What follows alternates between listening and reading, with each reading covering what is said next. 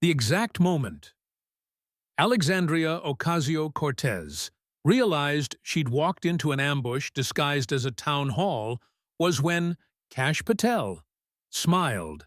Not the polite political smile politicians deploy like shields, but the smile of a federal prosecutor who's about to introduce evidence that will destroy a defendant's alibi.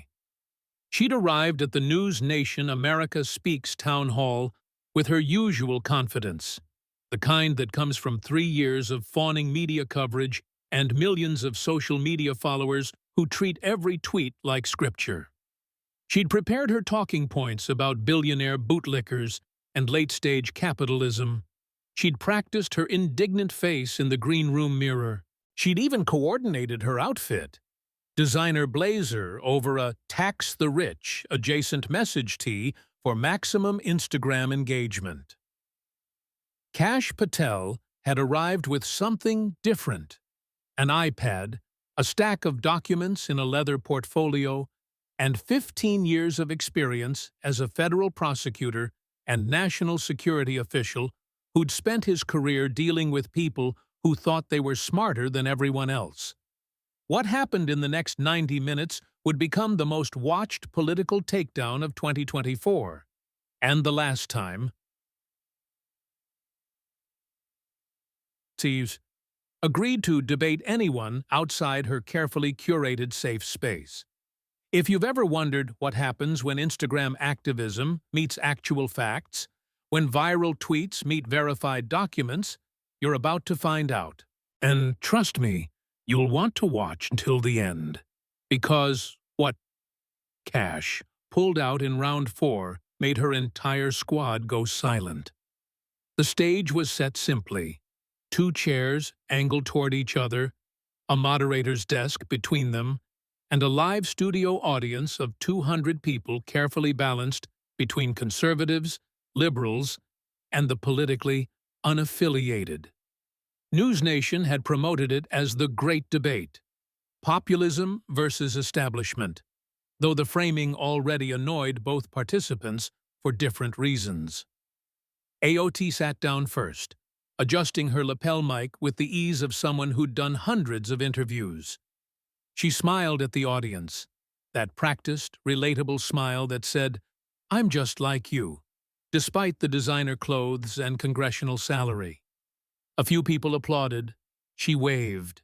Patel walked out to more applause, louder actually, which seemed to surprise the producers. He sat down, set his leather portfolio on the small table next to his chair, and nodded to the moderator with the kind of professional courtesy that came from years in courtrooms and classified briefings. The moderator, Sarah Chen from News Nation, looked at both of them with the wary expression of someone who knew this could go sideways fast. "Welcome to both of you," she began.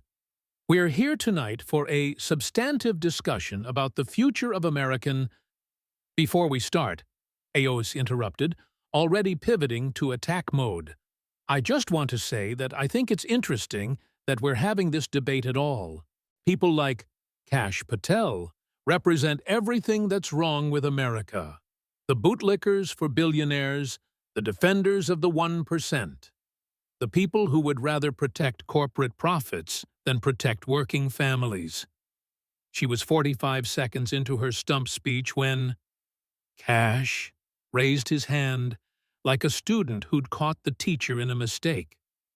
"Sorry," Patel said, his voice calm, and somehow that made it more devastating. "Can I ask a quick question before we get into the prepared attacks?" Sarah Chen looked confused. This wasn't in the format. "I suppose." "Great." Patel turned to AOC. "How did you get here tonight?" AOC blinked. "Excuse me?" "To the studio. How did you arrive? Did you take an Uber, subway, walk?" "I drove," she said, her tone suggesting this was a waste of time. "Why does that—" "In your Tesla, right?" Patel asked. He was already pulling out his iPad, tapping the screen. "The blue Model 3, the one that costs about $47,000. AOC's expression flickered, the first hint that this wasn't going according to her script. Patel held up the iPad, showing a photo to the audience and the cameras. It was AOC, unmistakably, getting out of a Tesla in the parking structure 20 minutes earlier. Someone on his team had been watching. "This is you arriving tonight," Patel said. "Nice car, by the way. Really nice. Let's talk about that Tesla." "It's electric," AOC said defensively. "It's better for the environment than it's made by Tesla Inc." Patel continued as if she hadn't spoken. "CEO Elon Musk. You know him. You've tweeted about him 47 times in the last 2 years. Yes, I counted." He tapped his iPad again, and the screen behind them, meant for graphics and B-roll, suddenly displayed a compilation of AOC's tweets about Elon Musk. The audience could read them. Oligarch, union buster, billionaire playing with humanity's future, space Karen. "You've called him everything from an oligarch to a threat to democracy," Patel said. "Strong words, really strong, but you drive his car every day. The profit from your purchase, let's say Tesla makes about $5,000 profit per Model 3, went right into his pocket."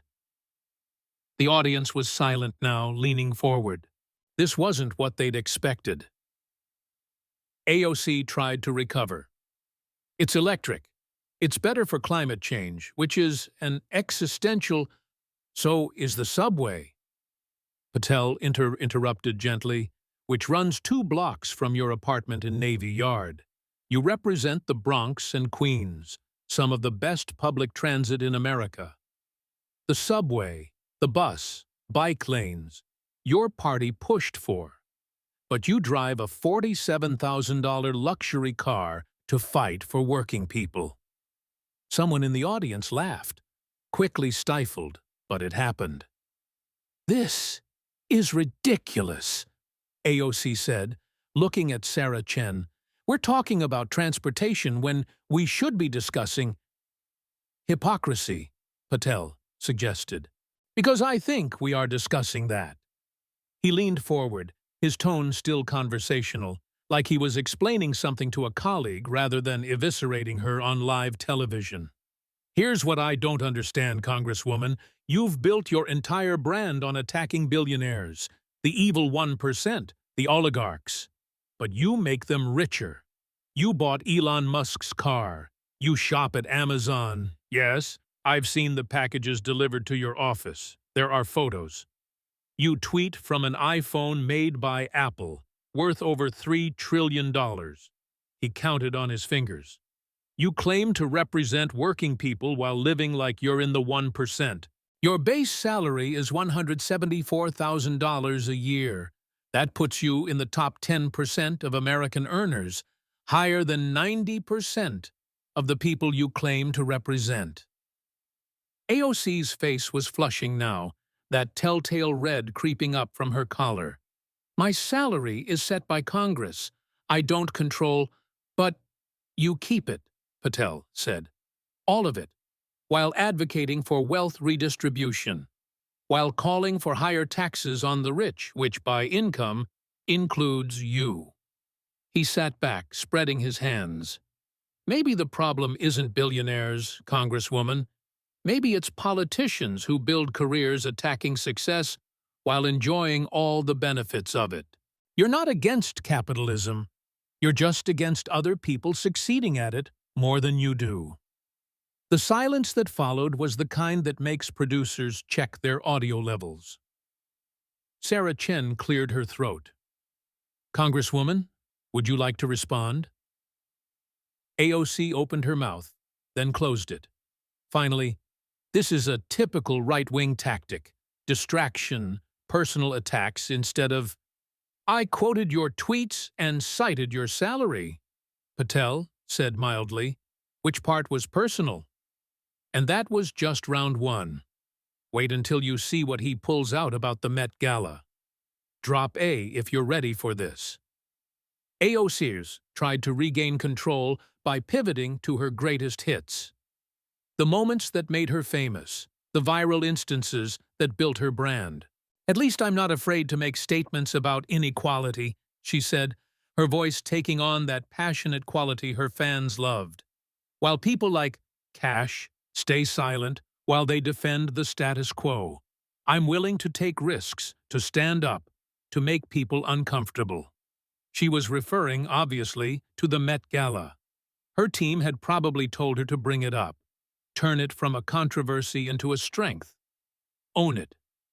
Make it about courage. Patel smiled. "Oh, honey." That smile said, "You really shouldn't have done that." "Oh, good," he said. "I wanted to talk about that." AOC's confidence faltered for just a second. You could see it in her eyes, the realization that maybe this was a trap. "You're talking about the Met Gala, right?" Patel continued. "September 2021. The Tax the Rich dress." "Yes," AOC said, recovering her posture. "I brought my message to millionaires eating $500 plates of food." Patel finished. The audience made a sound, not quite laughter, not quite a gasp, somewhere in between. Sarah Chen tried to regain control. "Let's let the Congresswoman finish her—" "No, it's fine," Patel said. "I'm genuinely curious. Congresswoman, tell us about the Met Gala. Who was there? What was the message?" He was using a technique from his prosecutor days. Let the defendant talk themselves into a corner. AOC, not recognizing the trap, took the bait. "The Met Gala was an opportunity to bring my message to a space that's typically exclusive to the wealthy elite, to make them uncomfortable, to force a conversation about inequality in a place that celebrates excess." She was warming up now, hitting her talking points. That's why the dress said, "Tax the Rich." It was a statement. Art as activism, using fashion to— "How much was your ticket?" Patel asked. AOC stopped mid-sentence. "What?" "Your ticket to the Met Gala. How much did it cost?" "I was invited," she said carefully. "I didn't pay. Someone paid," Patel said. He was pulling up his iPad again, and the screen behind them changed to show the Met Gala's website, cached from 2021. Individual tickets, $35,000. Tables, $275,000. He let that number hang in the air. $35,000, he repeated. "That's more than half the median household income in your district for one ticket to one party." He tapped his iPad, and photos appeared. AOC at the Met Gala, posing on the red carpet, the Tax the Rich dress displayed prominently. She looked beautiful, confident, every inch the revolutionary activist. "Let's talk about that night," Patel continued. "September 13th, 2021. While you were at the Met Gala, here's what was happening in your district." The screen changed to statistics. Average household income in the Bronx, $38,000, poverty rate 28%, food insecurity 1 in 4 households, rent burden 54% of residents spend more than 30% of income on rent.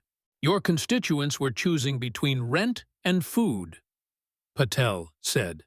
Between medicine and electricity. Between keeping their apartment and fixing their car. And you were at a $35,000 per plate dinner, wearing a designer dress, telling rich people, the people eating $500 meals, to pay more taxes.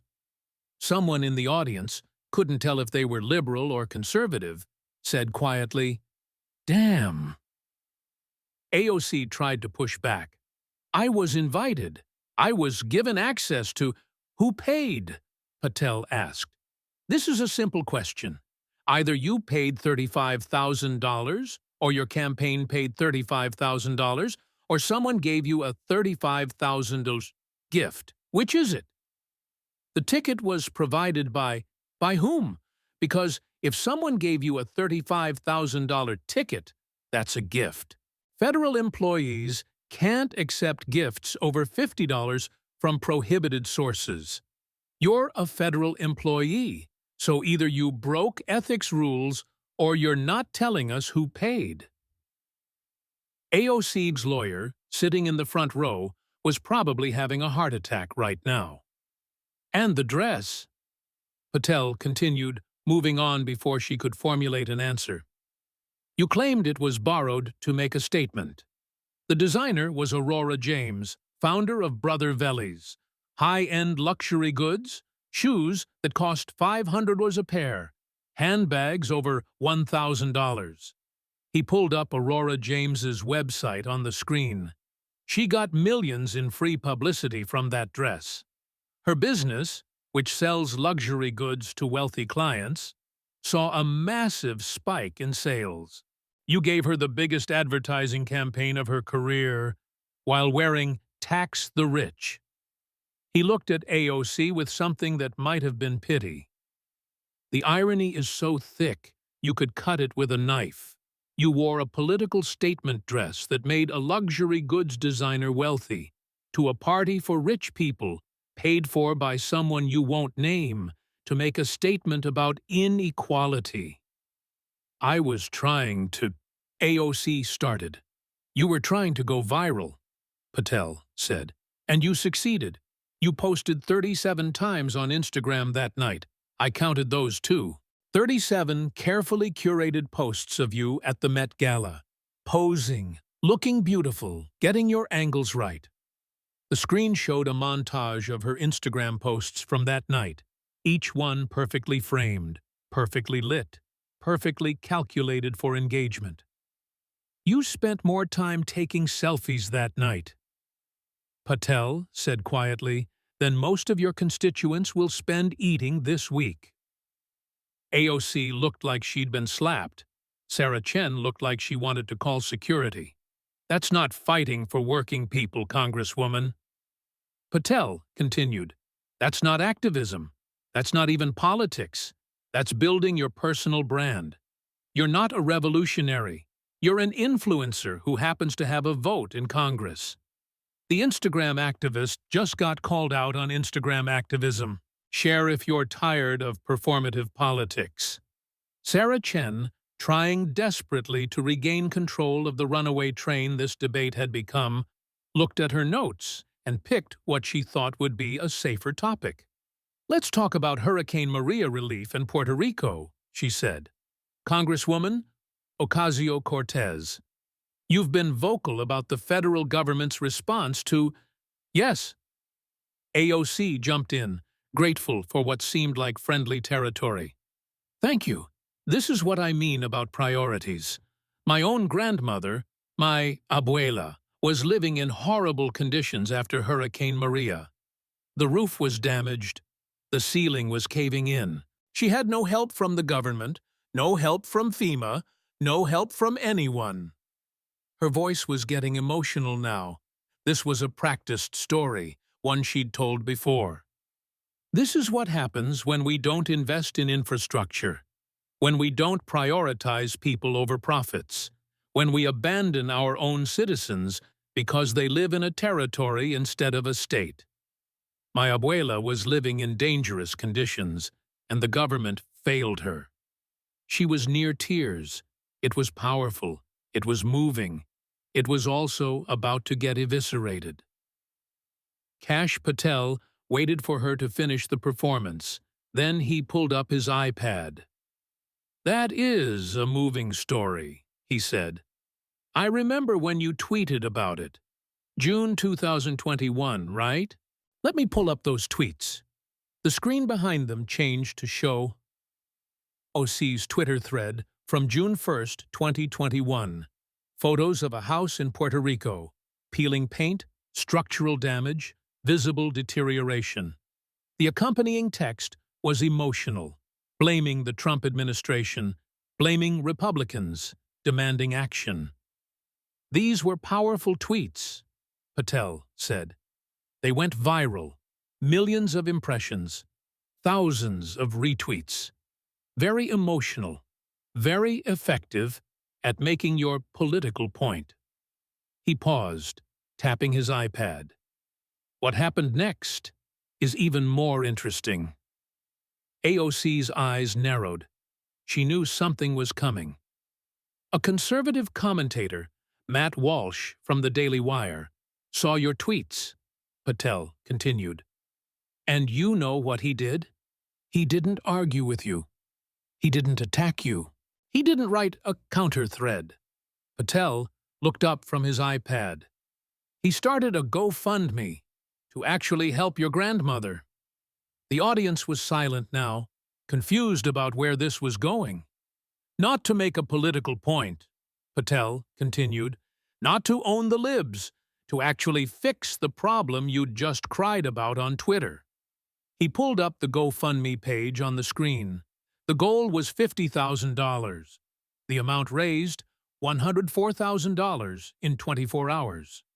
Patel said, conservatives, the people you spend every day attacking, calling fascists and bootlickers, raised $104,000 for your family member to fix the exact problem you'd tweeted about. AOC tried to interrupt. That was a political stunt. It was $104,000 in real money. Patel's voice rose for the first time, genuine anger breaking through the prosecutorial calm. To fix a real problem that you'd just spent 3 tweets crying about.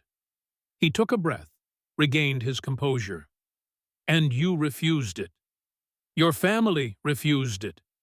Your team issued a statement saying you didn't need right-wing charity. The money was eventually refunded to donors.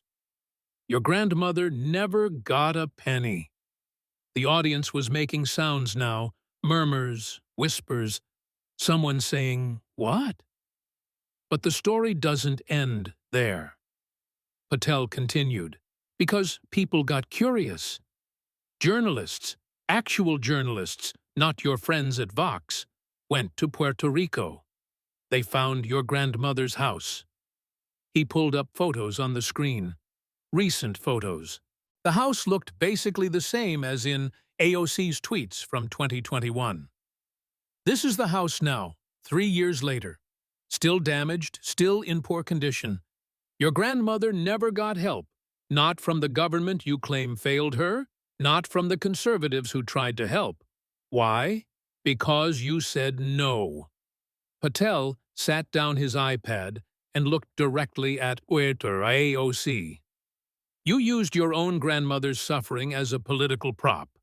You posted her misery on Instagram for engagement. You weaponized her living conditions to attack Republicans. And when people, the evil conservatives you demonize daily, offered to actually solve the problem, you refused. Because if the problem got solved, you couldn't tweet about it anymore. AOC's face was red now, genuinely angry. You don't know anything about my family. I know you chose viral tweets over your grandmother's roof. Patel shot back.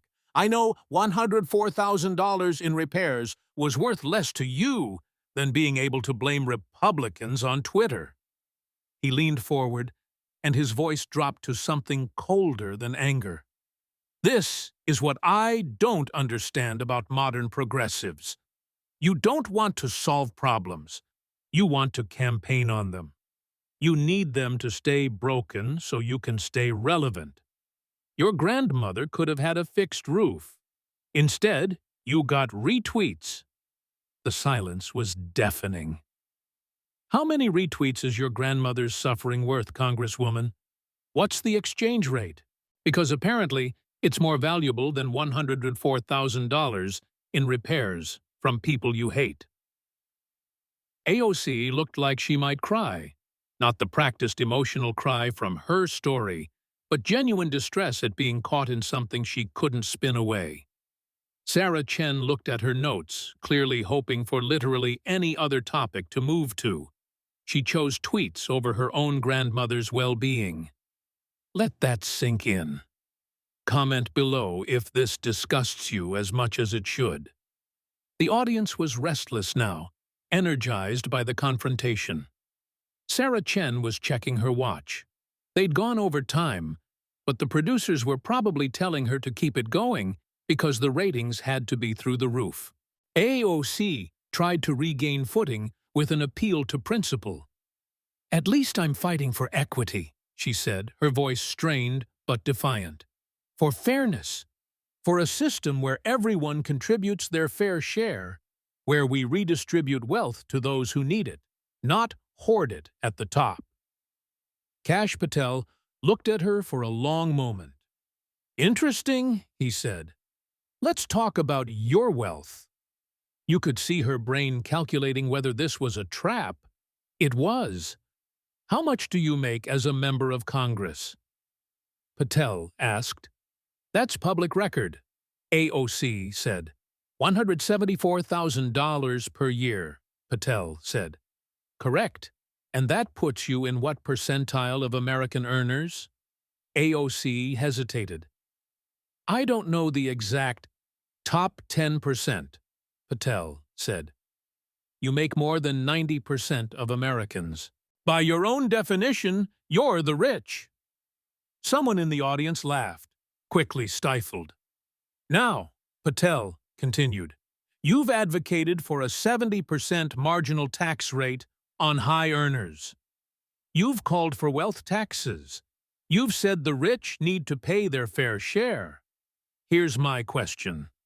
Do you pay your fair share?" "I pay what I owe. That's not what I asked."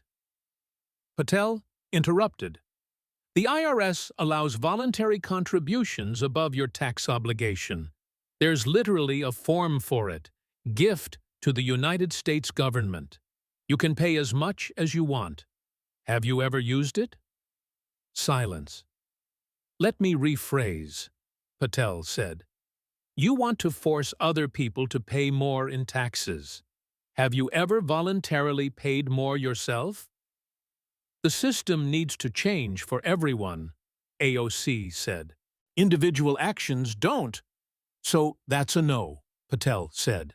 "You want to mandate that others pay more, but you won't voluntarily do it yourself. You want forced charity, not voluntary charity." He pulled up his iPad. "Let's talk about how you live on $174,000 because I find it fascinating." Documents appeared on the screen, property records, lease agreements, all public information. You lived with your mother in the Bronx when you ran for Congress. Rent zero. Very frugal. Very of the people. But within months of being elected, you moved to a luxury apartment building in Navy Yard, Washington, D.C. Rent approximately $3,000 per month. He scrolled through the documents. That's $36,000 a year just on rent in one of the most expensive buildings in D.C. The building has a rooftop pool, a fitness center, a yoga studio, a pet spa, yes, a pet spa, and views of the Capitol. Photos of the building appeared on screen. It looked expensive because it was. "The median household income in your district," Patel continued, "is $52,000. You spend more than half of that just on rent for yourself, while representing people who are choosing between paying rent and buying food." AOC tried to defend. "I have to live in D.C. for my job." "In luxury housing?" Patel asked. "There are affordable apartments in D.C., there are house shares, there are options that don't cost $3,000 a month. But you chose luxury because you can afford it, because you're rich." He pulled up more evidence, her Instagram account, which she'd made public. "Your own social media shows designer clothes, expensive restaurants, frequent travel to events where tickets cost thousands of dollars. You attend galas, fundraisers, exclusive parties. You socialize with celebrities and wealthy donors." Image after image appeared on the screen. AOC at various high-end events, always perfectly styled, always in expensive settings. "This isn't a criticism of your lifestyle," Patel said. "You earn a good salary.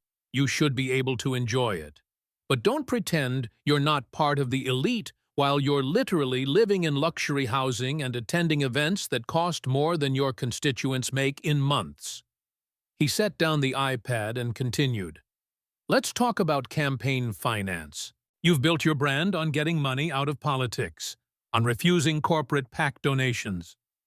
But your campaign has accepted millions from individual wealthy donors and progressive PACs. Your last filing showed $0.2 million in contributions, with an average donation of $37, which sounds grassroots until you realize that's because a few thousand people gave the maximum $2,900, while millions gave nothing. He pulled up the FEC filings. You've received money from tech millionaires, entertainment executives, trust fund progressives, all the people you claim to oppose.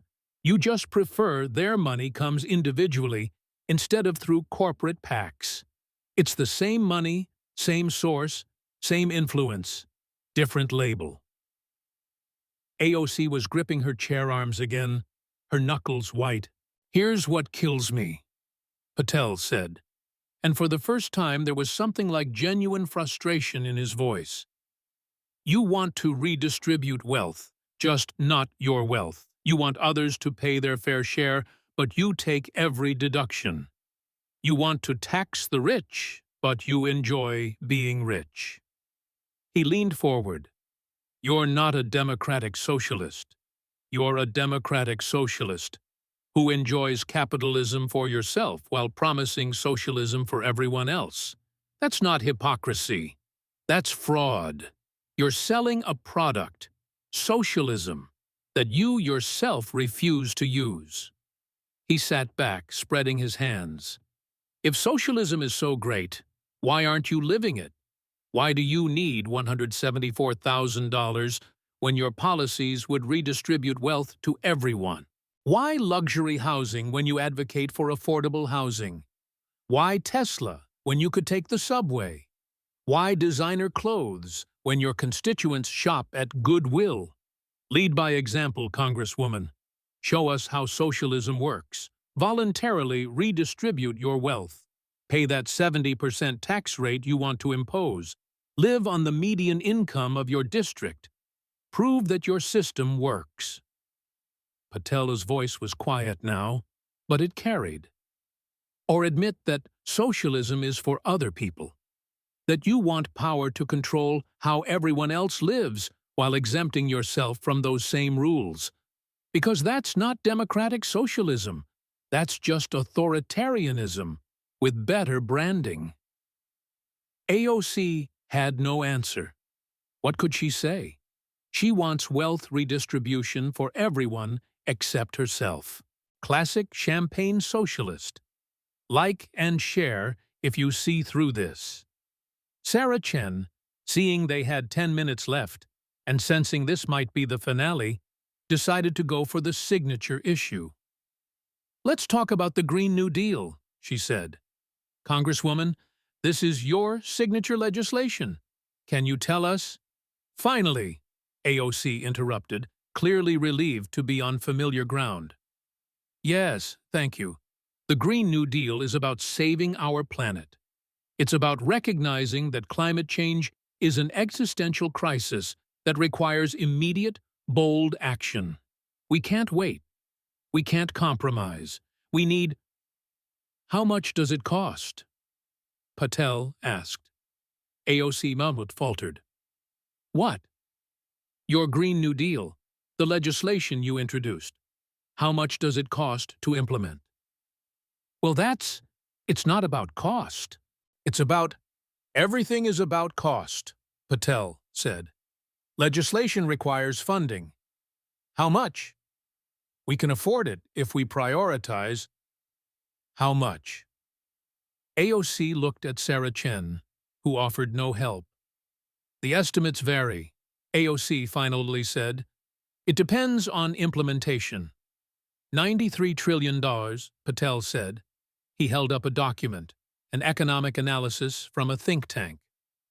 The American Action Forum estimates your Green New Deal would cost $93 trillion over 10 years. The lowest estimate I've found is $51 trillion. The highest is over $100 trillion. Let's use the middle, $93 trillion. He set down the document. The current federal budget is about $6 trillion per year. Your plan would require us to spend an additional $9.3 trillion per year for a decade. That's more than doubling the entire federal budget every year for 10 years. AOC tried to respond. We can be creative about how we pay for it. That's not an answer. Patel's voice rose. That's what my teenager says when she wants something expensive and hasn't thought it through. We'll figure it out, Dad. That's not policy. That's wishful thinking. The audience was silent, riveted. You wrote this legislation, Patel continued. You introduced it to Congress. You've done 1 million interviews about it. How do you pay for it? Modern monetary theory suggests AOC began. Oh, we're doing MMT now? Patel looked genuinely incredulous. The economic theory that says governments can just print money because they control the currency. The theory that's been rejected by economists across the political spectrum. That's your funding mechanism? He pulled up his iPad, showing quotes from economists. Paul Krugman, liberal economist, Nobel Prize winner, said MMT is Calvin Ball, made-up rules. Larry Summers, Treasury Secretary under Clinton, called it voodoo economics. Even liberal economists think it's nonsense. But that's your plan? AOC looked defensive. We can tax. Let's do the math, Patel interrupted. The total wealth of all American billionaires is about $4 trillion. Even if you confiscated every penny they have, literally took everything, left them with nothing, you'd get $4 trillion once. Your plan costs $93 trillion. You'd run out of billionaires to rob in the first 6 months. He was on a roll now, years of frustration with progressive economics pouring out. Let's go point by point. Your Green New Deal promises to, he counted on his fingers, retrofit every building in America for energy efficiency. $6 trillion minimum. Eliminate all fossil fuel use within 10 years. Impossible. But if attempted, $15 trillion. Build high-speed rail to replace airplanes. Physically impossible for intercontinental travel, but sure. Another $5 trillion. Guarantee jobs for everyone. $44 trillion, according to your own estimates. Free college. $2 trillion. Universal health care. $32 trillion over 10 years. That's $104 trillion right there, he said. More than the entire U.S. economy. More than the GDP of the entire world. And you want to do it in 10 years. AOC tried to speak, but Patel wasn't done. And that's before we talk about what you'd destroy. You want to eliminate fossil fuels. That's 10 million jobs in oil and gas. Another million in coal, 2.5 million in aviation, auto manufacturing, shipping, logistics. You're talking about restructuring the entire economy. He pulled up employment statistics. That's 13.5 million direct jobs you'd eliminate. Your plan promises to create jobs, but it starts by destroying millions. Where do those people go? What do they do? You haven't answered that. The audience was completely silent now. And here's the real agenda, Patel said, pulling up a quote on screen. Your former chief of staff, Saikat Chakrabarti, said this in 2019. The quote appeared, "The interesting thing about the Green New Deal is it wasn't originally a climate thing at all. We really think of it as a, how do you change the entire economy thing." Patel looked at AOC. It's not about climate. It's about control. It's about using climate fear to justify a complete government takeover of the economy. That's not environmentalism. That's authoritarianism painted green. He sat back. You wrote a bill that would bankrupt America, destroy millions of jobs, and give government control over every aspect of the economy. And when asked how to pay for it, your answer is, "We'll be creative." That's not policy, that's fantasy. It's economic illiteracy, wrapped in environmental virtue signaling. He looked directly at the camera. This is what happens when someone who bartended for 4 years thinks they can redesign a $25 trillion economy. No offense to bartenders, I've done service work, but knowing how to mix a drink doesn't qualify you to restructure global capitalism. The audience erupted, some in applause, some in boos, complete chaos. $93 trillion in spending with no plan to pay for it. Economics by emoji. Comment if you think we need leaders who understand numbers.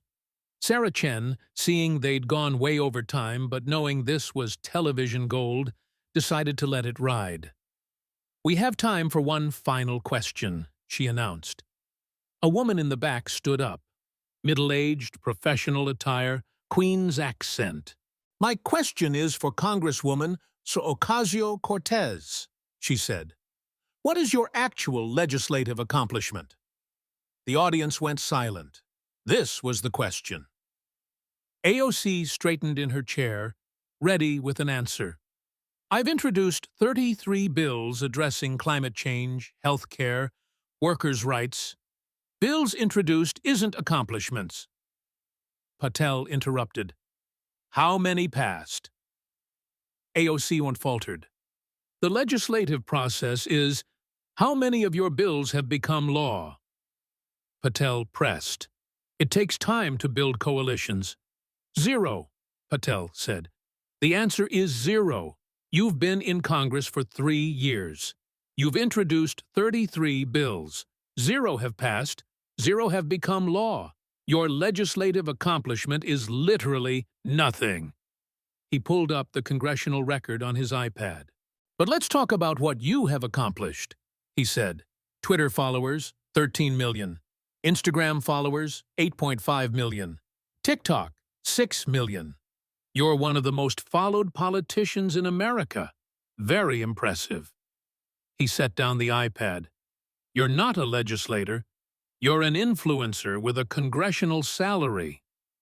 The audience made a collective sound, shock, recognition, laughter, anger, all mixed together. AOC tried to fight back. "I'm building a movement." "No," what Patel said firmly. "You're building a brand. Your brand, not a movement, not legislation, not solutions. A personal brand." He pulled up her website on the screen. AOC merchandise, t-shirts, hoodies, mugs, phone cases, all sold through your website. Tax the rich shirts for $58. The irony would be funny if it wasn't so cynical. You're literally profiting from your office. You've monetized your congressional position like it's an Instagram sponsorship. The merchandise appeared on screen. Dozens of items, all featuring her name, her slogans, her image. "You've turned Congress into content creation," Patel said. "Every committee hearing is a clip for TikTok. Every floor speech is a fundraising email. Every controversy is engagement metrics." He stood up for the first time in the debate. He stood. "Let's summarize what we've established tonight," he said, and his voice had the quality of a prosecutor delivering a closing argument. "You attack billionaires while enriching them with your purchases. You attended a $35,000 gala in a tax-the-rich dress. You exploited your own grandmother's suffering for political points and refused help for her when it was offered. You killed 25,000 jobs because you didn't understand basic economics. You advocate socialism while enjoying capitalism. You proposed legislation that would cost $93 trillion with no plan to pay for it. And in 3 years in Congress, you've passed 0 laws." He walked toward her chair, not threatening, but confident. "So here's my question, Congresswoman. What are you actually doing?" AOC opened her mouth. Nothing came out. "You're not legislating," Patel continued. "You're not solving problems. You're not helping your constituents. You're tweeting. You're trending. You're going viral. You're building a following. You're selling merchandise. You're creating content." He spread his hands. "You're not a member of Congress. You're a social media influencer who happens to have a vote. And your constituents deserve better." The silence was absolute. "America has a choice," Patel said, looking at the camera now, speaking to the millions watching. "Leaders who solve problems, or influencers who post about them. Politicians who understand economics, or activists who understand engagement algorithms. Representatives who pass laws, or celebrities who pass judgment." He turned back to AOC. "You're not the future of the Democratic Party. You're a warning about what happens when we elect people based on viral moments instead of actual qualifications. When we prioritize Twitter followers over legislative competence. When we mistake performance for governance." He walked back to his chair, sat down. "Your constituents elected you to represent them in Congress, to pass legislation, to improve their lives. You've given them Instagram posts and zero laws. Is that the representation they deserve?" AOC tried to respond, her voice shaky. "You're attacking me because you're afraid of—" "I'm not afraid of you," Patel said quietly. "I'm disappointed for your constituents. They deserve better than an Instagram account with a vote." The place erupted. Applause, boos, shouting, chaos. Sarah Chen was trying to regain control, but it was impossible. Patel sat calmly in his chair, his point made. AOC sat in hers, looking like she wanted to be anywhere else. The cameras captured everything. The video hit social media at 9:47 p.m. Eastern.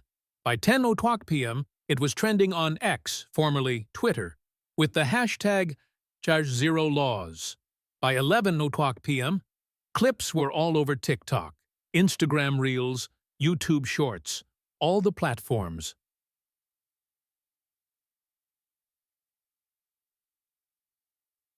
Had once dominated. By midnight, conservative media was playing it on loop. Fox News, Newsmax, The Daily Wire, every right-leaning outlet had it as their top story. By 6:00 a.m. the next morning, even mainstream media couldn't ignore it. CNN covered it with the headline, "Heated Town Hall Exchange." MSNBC tried context needed, fact-checking claims about AOC.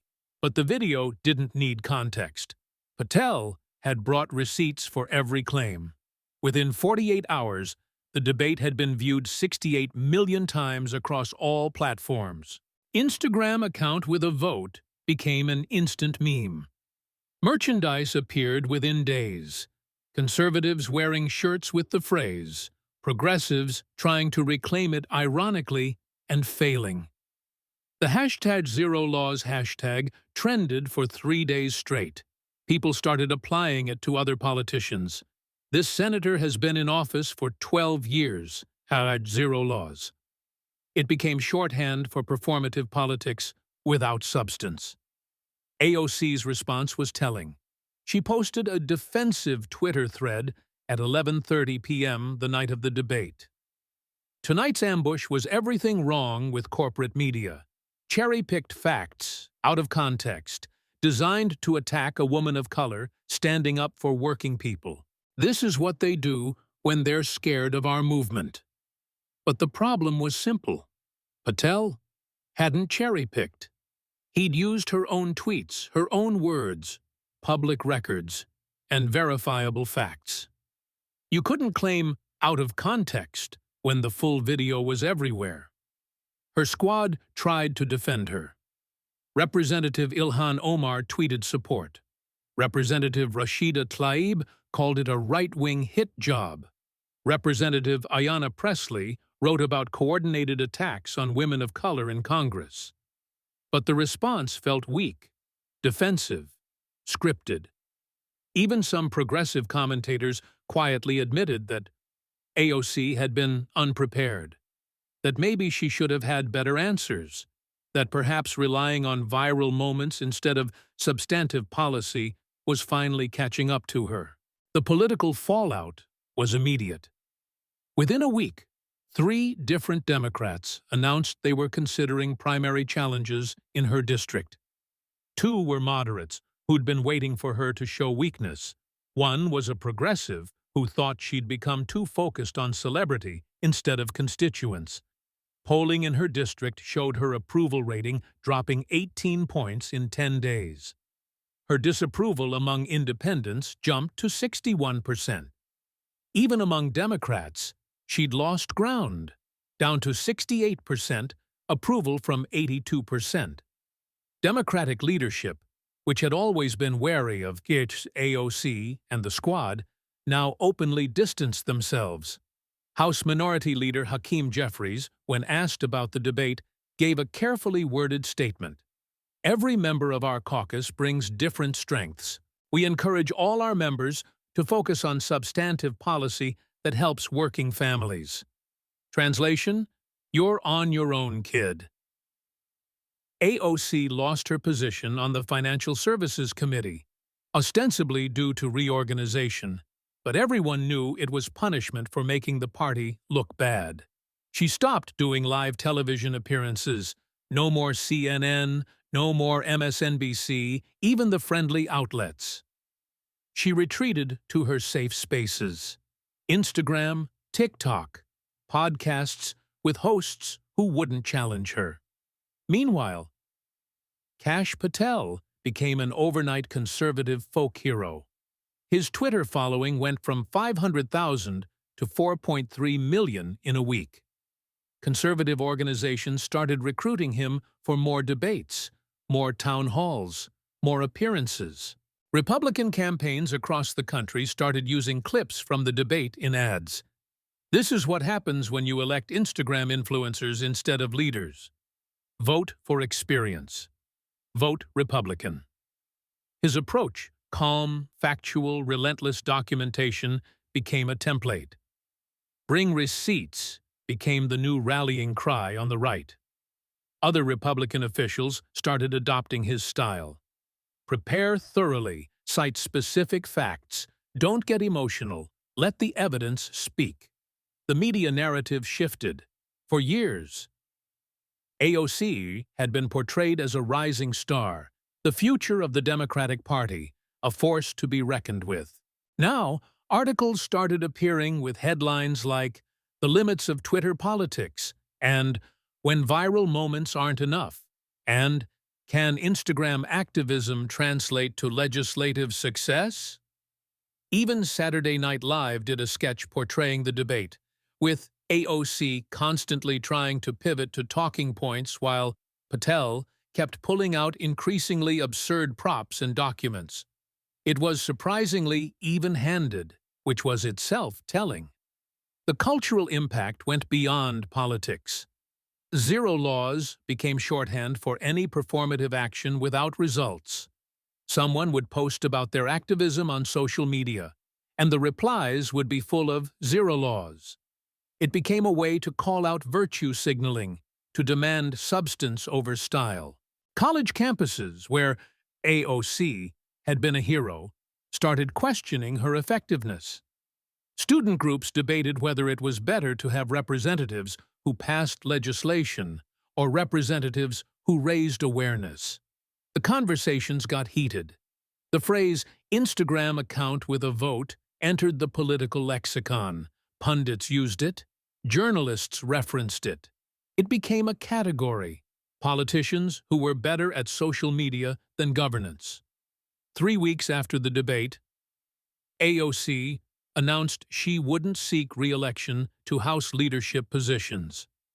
She'd remain in Congress, but would focus on serving my constituents directly rather than leadership roles in Washington. Translation: I've been sidelined and I'm trying to save face. Her media presence, once ubiquitous, diminished. She still tweeted, still posted, but the engagement was lower. The viral moments were less frequent. The influence was waning. The debate had exposed something fundamental. You could build a brand on social media, but you couldn't hide legislative failure forever. Eventually, someone would ask, "What have you actually accomplished?" And if the answer was 0 laws, all the Instagram followers in the world wouldn't save you. Patel had brought receipts, and receipts, it turned out, were more powerful than retweets.